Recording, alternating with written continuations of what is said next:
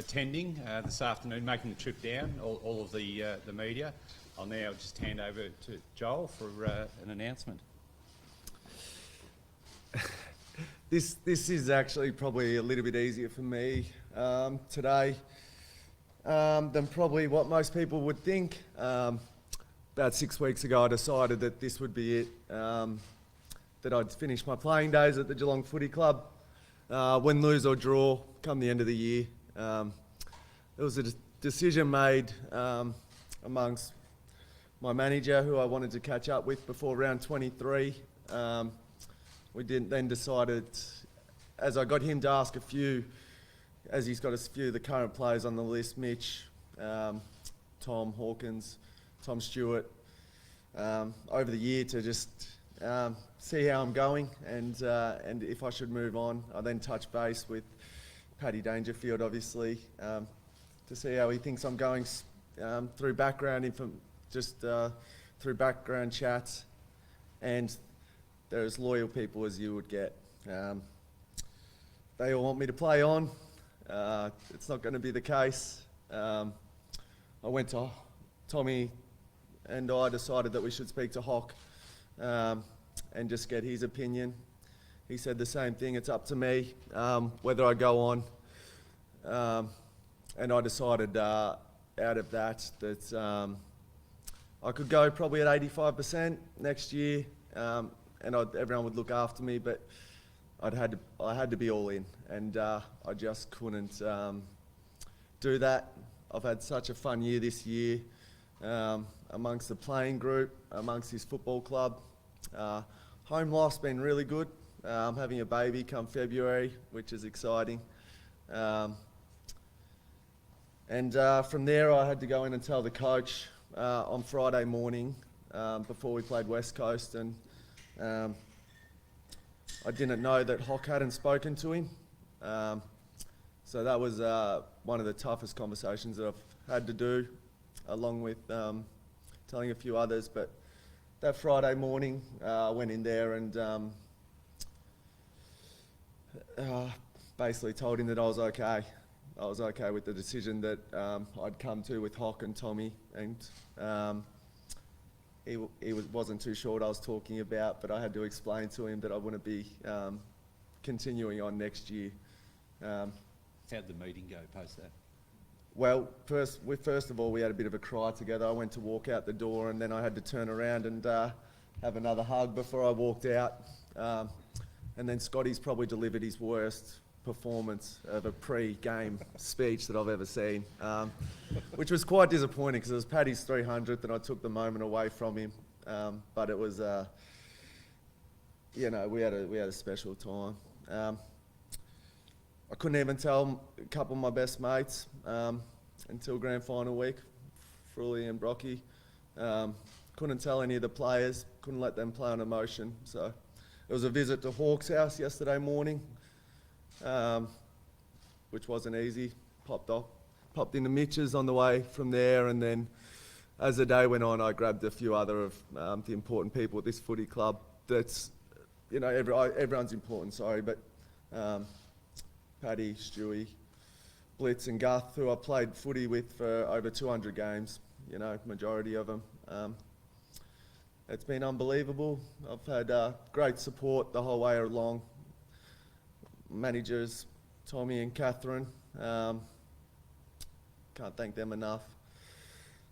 They know that they've guided me the whole journey with what I should be doing, who I should be speaking to, how I deliver things. My family sit in the front row, 3 brothers that I've grown up, we've played footy against each other at the highest level. I got to play with one of them. Whatever I say, it won't do them justice. Mum and Dad, the journey started, and I just can't really put into words, and I can't understand how they did what they did for us boys back then, and got us to games and fed us, and we're here, we all had a good crack at it. The journey's been good. And I just want to speak about the Geelong Footy Club as a whole. I've played under 3 presidents. I've had 2 coaches, 2 CEOs, 3 footy managers, and it's just such a stable and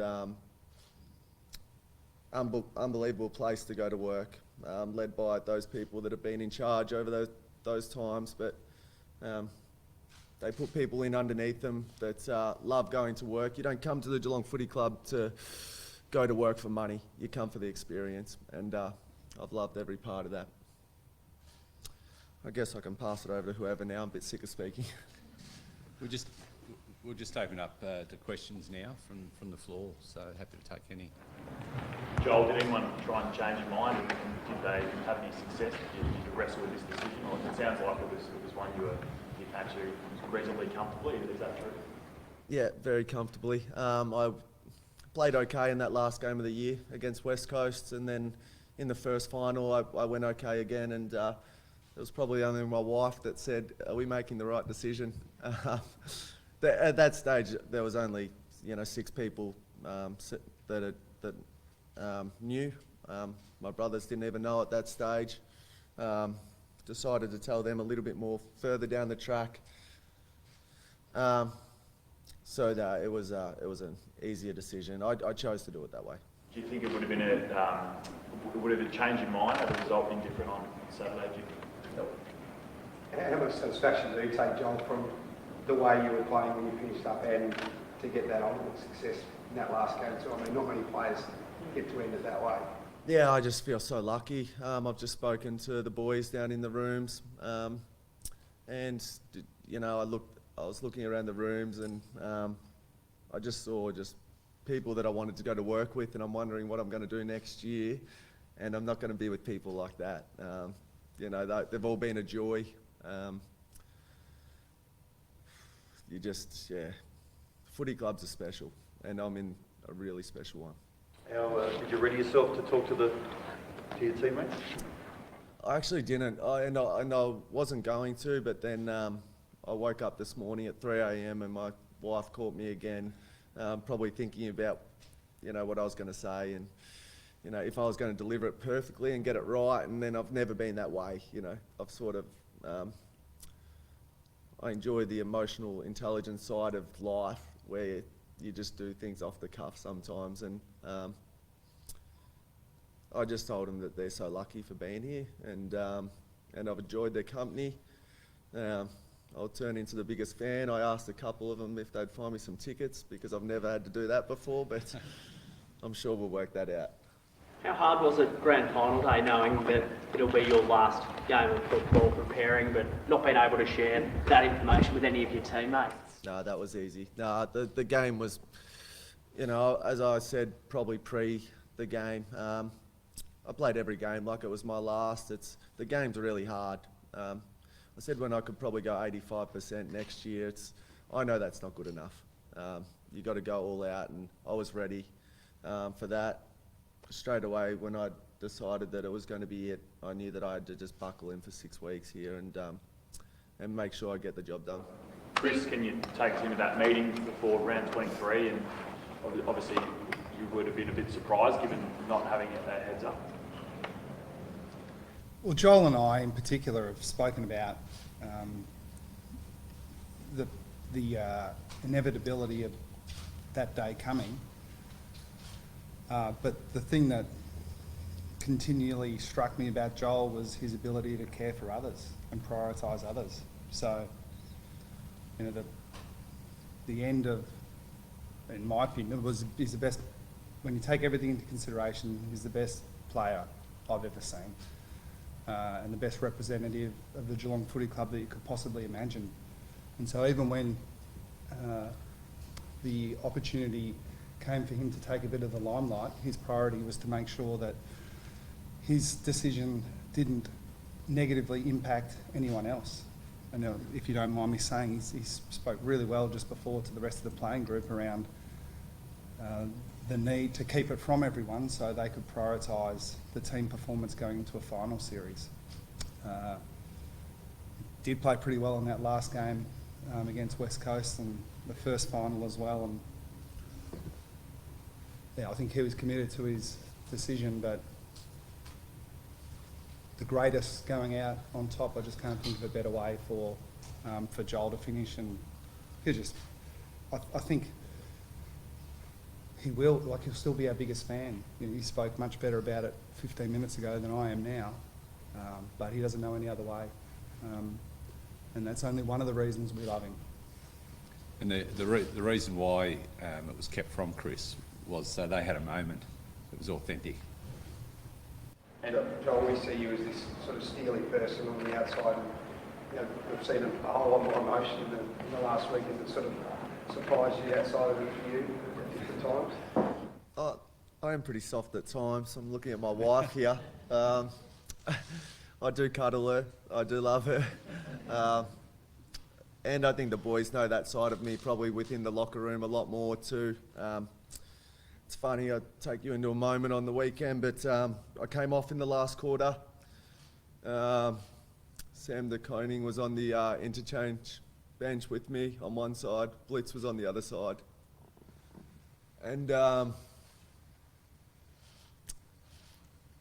Sam just said, you can't finish. Which is pretty special. Like a 21-year-old kid, probably read the moment. Blitz knew that I was in a bit of trouble. The heart was racing, the eyes were watering, and I knew that I was going out for my last 15 minutes of the game, of my career, and I am a little bit soft. How do you think you'll be feeling come round one next year? There'll be a stage where I absolutely miss it. I'm okay now. I'll miss it when the boys go back to training. The fierce competitor in me won't leave me, but it's the other side of it when I have to, you know, lie on the floor instead of sitting on the couch because I'm so sore. Or like my wife has seen crawl to the toilet instead of walk during the middle of the night. Like, they have been scenarios that have played out at different times that I probably won't miss that side of it, but I will miss being around this place. You have a very remarkable CV. When looking back over your career, are there any standouts, any moments or achievements that really take the cake for you?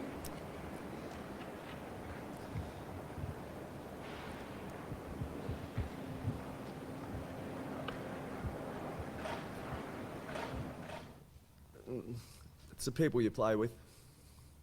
It's the front row. It's the people you play with. And that's not a stat, but, well, Hawks is a stat. We played over 300 games together, which is ridiculous. But it's, I can't put it into a number thing for you, but I just love playing with boys. given that, Joel, can you take us into what it meant to lead the group now to a premiership, given that you've had that success? I think I probably would have been okay, Pete, either way. Well, I was going to have to be because I'd made that decision and I wasn't changing it. But it made walking around that ground on the weekend even sweeter. I knew, there's the stories of the boys' careers, whether they have come into the system late, and I've got Tom Atkins and Tom Stewart in my eye line, or they've come from different clubs, and they've got to see a piece of the Geelong Footy Club. You know, I just hope I've set it up, and with a number of different people, that these boys just enjoy being around the place, and they just want to go to work and get the best out of each other. That's what I'd probably sum it up and want to be reminded for. What are you planning on doing? Well, I plan on probably buying some golf clubs. My wife's probably going to ask us to call into Geelong Travel after this and go somewhere on a holiday. But no, like I've probably mentioned, but I was all in. Footy was like, I had to make sure I finished the job here. I'll take some time now. My phone's turned off, but my manager's is on. He's got a trade period. He tells me he's busy, but I'm sure he'll still take calls at different stages. Do you want to stay in footy? Look, I'm open to anything. I love working in team environments, whether that be footy or another sport or, yeah. I walked into this club when I was 18. You know, I may be walking out of the locker room, I may be still working here, I may be working elsewhere. I haven't got that answer for you. Joel, a rumour on the room file this morning suggested you're at a service station on Saturday night and were having a few car troubles with a key and had to talk someone into giving you a lift home. Can you shed a little bit more light on what happened on Saturday night at the servo? Yeah, well, so I drove home Saturday night. I'd had 3 beers after the grand final, which sounds a bit boring for a lot of people. But I wanted to get Brit home as she was pretty exhausted, being 18 weeks pregnant. So we decided that we would drive home. But I didn't read the play that well and got back to the place that she was at and forgot the key that was in my locker. So Harry Taylor did the right thing and went and ran and got the key. But when he jumped back in the car and I dropped him off, he left it in his pocket. I decided to turn into the APCO in Barwon Heads and just grab some goodies because I hadn't eaten enough for the night. And when I put into gear, it probably then dawned on us that we're in a bit of trouble and we had no key. So there's a young P-plater girl that had been at the pub. Her name was Emily. And I asked Emily if she could drop me home. And I jumped in the car and I asked her how her day was, and she wasn't in the best of moods, to be honest. It was a busy day at the pub, Barwon Heads pub, and she didn't really pick up who I was at the time. She asked me how my day was, and I said it was actually pretty good. And then she said, "What did I get up to?" I said, "I actually played in the game today." And she still hadn't picked up who I was, which was a nice thing. And then she asked for my name, and then she started swearing at herself. We picked up the key, we drove back to the car, and I told Emily that I actually have the cup in the car, and would she like a photo? And she got her photo, and she drove back home to Geelong. Chris, you've obviously got a lot of great leaders at this footy club, but how much of a void does that leave in that space with Joel? It'd be irreplaceable. But what Joel has done is set our footy club up in so many ways, and I alluded to it in a previous answer, but we first met at the end of, well, in a professional sense, I guess, at the end of 2010, and it struck me from the day I met him that he was always putting others in front of him, and that extended to trying to influence others to get to the position where they could lead this footy club in his mind as well as he has. Now, that won't be possible, but I think we all feel much better prepared for the next few years at least, because of the, at least in my time, the 12 years that Joel's invested in all of us. I think it was about halfway through the last quarter before he went back on. Joel picked up the phone down on the bench, which is kind of how our relationship works. Like, it's not me in the box picking up the phone, talking to him, it comes back the other way. But it just sort of struck me like this was, again, it should have been his moment, but he just wanted to share it with me. And that is, like, I mean, there are so many things that I'd prefer to keep private, but it will come out over the journey, I'm sure. To be so important and to deserve your opportunity to enjoy some individual accolades, he keeps thinking about the most, what I think are peripheral things, because that's just who he is. And it won't change now that his footy career is over. That's, you know, we won the footy lottery, getting to spend a decade or so with Joel Selwood, and now it's the turn for others to see what a truly great person he is, because you could forget about everything he's done on a football field, and the rest would still be amazing. Yeah. And so It's a big CV off-field. yeah, the off-field stuff. Again, it's not for me to speak. I should speak less and leave it to Joel. But yeah, it's just been a privilege for us to get to learn from the great man. Joel, can you talk us through that last 15 minutes when you came back on, you knew the game was won, it was going to be your last 15 minutes and you got your goal and all that sort of stuff. What was that like for you? I felt like I was on a cloud, but I felt like I was in a cloud for probably the second half. It has been noted that I did tell the boys that we had won it during the three-quarter time huddle, but it took me back to a great captain and a coach that I had back in 2007 on that we make sure that we play the game out for the last 30 minutes as hard as what we've played out for the whole year. I reminded the boys. It was a nice 15 minutes. Yeah. And the goal, it's probably my best goal I've ever kicked. But it's only because Hawke wasn't in my eye line, and Tyson, I think he was, but Tyson doesn't think I kick it to him enough. So it was, yeah, I had a good day. There was that great shot of obviously you and Tom post-siren and the emotions obviously to take more context now, but how do you think Tom's going to go? And you're going to go without playing footy with Tom. How's that relationship going to go? Mitch will still kick it to him.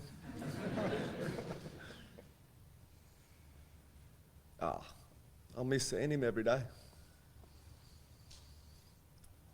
Yeah, I'll miss seeing him every day, going to work, leaning on him. Tom and Harry, you know, we got to go through the whole journey together, basically. Both nearly 300 games. The nearly 300 games with Harry, over 300 with Hawke. You know, I was leaning on them the whole time. They were leaning on me. Probably know me better than anyone else.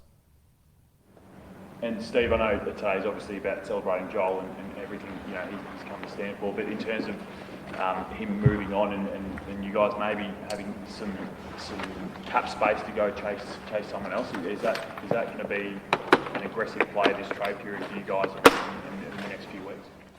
Look, I respect your question, but we hear about Joel today, so yeah, I don't want to go there about what it looks like in the coming weeks.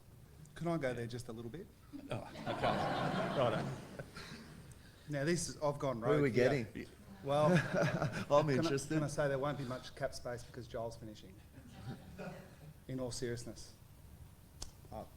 Yeah. And again, without spelling it out, speaks to the man. Yeah. Could have had us over a barrel. We would have paid him whatever he asked for. Yeah. But he never did. Never did. Exactly. What do you think allowed him to be such a competitive beast for so long? Besides Bryce and Marie, well, probably your brothers as well. No, I don't know. I've never been able to put my finger on it. It's what we've been. It's that endless search for trying to bottle what Joel Selwood's been to the Geelong Footy Club, so we could pass it on to everyone else. And I think there are bits and pieces, but it's impossible to quantify. You know, the on-field's impossible to replicate. You know, the off-field's impossible to replicate. And then you put it all together. And I've asked him a couple of times. We've had these conversations. I remember vividly. We were on the other side of the ground here in the Hickey stand when this side was being redeveloped. It was really early in the season. Joel had had a terrible pre-season, just injury-riddled, had hardly trained.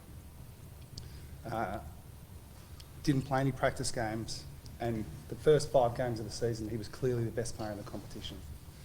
And it challenged everything that I thought about footy, because I mean, he did have a pretty good training base, but it was completely illogical what he'd done. And we spoke about it, and really I think I must have sounded like a little kid, you know, a fan speaking to a legend. You know, what is it? And he thought it was pretty simple. Like I don't really want to talk about exactly what he said, but you know, when was that? 2015, something like that. Whenever it was, but you know, in the ensuing 6 or 7 years, I've tried as hard as I could to sort of work it out again, so we could pass it on, and I didn't get there. Like everything that he has done, It just defies logic. So yeah, Pete, I wish I could quantify it, but I can't. I'm sorry. Sorry, Chris. Joel, can you scarcely believe a boy from Bendigo could be embraced by City like you have been for the last 16 years?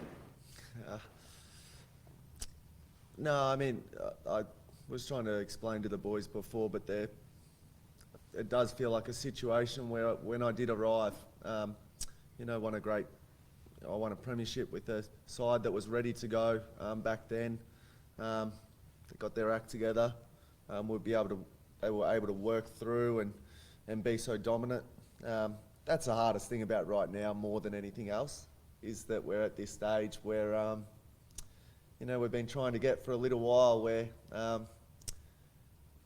there's just so much good footy in front of these guys, and they're doing it with ease, and they're doing it together, and they're loving playing with each other.